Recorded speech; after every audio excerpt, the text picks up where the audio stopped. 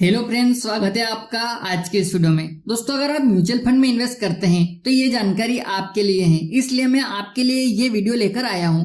दोस्तों, mutual fund की equity scheme में उसके पिछले निवेश के सारे रिकॉर्ड टूट गए हैं। म्यूचुअल फंड उद्योग संगठन एमपी यानी कि AMFI के अनुसार जून 2024 के दौरान इक्विटी स्कीम में रिकॉर्ड तोड़ 40,608 करोड़ रुपए का निवेश आया है, जो अब तक का सबसे बड़ा मंथली इन्वेस्टमेंट है।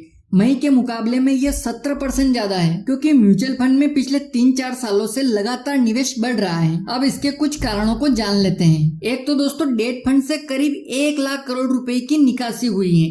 1 लाख करोड़ रुपए की बिकावली डेट फंड में देखने को मिली है और लोग डेट फंड से पैसा निकाल करके इक्विटी फंड में इन्वेस्ट कर रहे हैं, क्योंकि इक्विटी बाजार में ग्रोथ देखने को मिली है और लगातार तेजी भी दिखाई दे रही है। और इसका दूसरा जो रीजन या ट्रेंड देखने को मिला है वो है सेक्टोरल फंड का। सेक्टोरल फंड में रिकॉर्ड निवेश आया है, जो 70,716 करोड़ रुपए के आसपास का इन्वेस्टमेंट केवल सेक्टोरल फंड में आया है। और ये भारतीय म्यूचुअल फंड बाजार के डाइवर्सिफाई होने का और निवेशकों के पास नए विकल्प बनने का सबूत है। इसमें NFO यानी कि न्यू फंड ऑफर ने काफी सफलता हासिल की है। लगभग अलग अलग प्रमुख बड़े बड़े फंड के सारे NFO फायदे में रहे हैं और अब निवेशक सामान्य फंड से बाहर निकलकर small cap, large cap, mid cap, flexi cap, focus fund से बाहर निकलकर एक सेक्टर पर दांव लगा रहे हैं। बाजार भी अब धीरे धीरे उसी तरफ बढ़ रहा है। निवेशक उस तरफ बढ़ रहे हैं जहां चुनिंदा कंपनियों से जुड़े हुए फंड्स पर निवेश कर रहे हैं। इसके बाद जो दूसरा सबसे बड़ा हिस्सा है जहां पैसा आया है वो है मल्टी कैप फंड,